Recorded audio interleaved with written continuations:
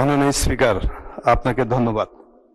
আমি আপনার মাধ্যমে মাননীয় প্রধানমন্ত্রীকে অনুগ্রহ করিয়া বলিবেন কি, দেশের নতুন শিক্ষা কার্যক্রম বাস্তবায়ন, শিক্ষকদের গুণগত প্রশিক্ষণ নিশ্চিতকরণ এবং বিদ্যালয় সমূহের অবকাঠামো উন্নয়ন এবং ঝরিয়া পড়া শিক্ষার্থীদের হার শূন্যে আনিতে বাজেটের শিক্ষা খাতে বিশেষ কোনো অগ্রাধিকারমূলক বরাদ্দ আছে কিনা? ধন্যবাদ। মাননীয় প্রধানমন্ত্রী। ধন্যবাদ মাননীয় স্পিকার, ধন্যবাদ মাননীয় সংসদ সদস্য আপনার প্রশ্নের জন্য।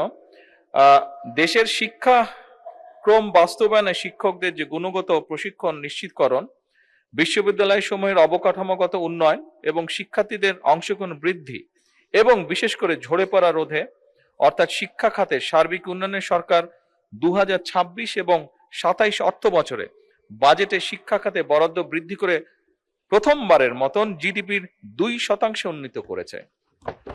মাননীয় স্পিকার, 2026-27 অর্থ বছরে সেকেন্ডারি এডুকেশন ডেভেলপমেন্ট প্রোগ্রামে শিক্ষা মন্ত্রণালয় মোট 4199 কোটি টাকা, মাধ্যমিক ও উচ্চ শিক্ষা বিভাগে 3599 কোটি টাকা এবং কারিগরি ও মাদ্রাসা শিক্ষা বিভাগে 600 কোটি টাকা বরাদ্দ রেখেছে।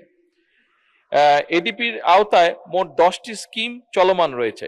এই 10টি স্কিমের মধ্যে একটি স্কিম ন্যাশনাল কারিকুলাম ডিমেনশন এবং ডিসেমিনেশন এবং শিক্ষাবৃন্দের প্রশিক্ষণের জন্য রাখা হয়েছে মাননীয় স্পিকার। এছাড়াও learning acceleration in education secondary education প্রকল্পের আওতায় শিক্ষক প্রশিক্ষণের জন্য 810 কোটি টাকা বরাদ্দ রাখা হয়েছে।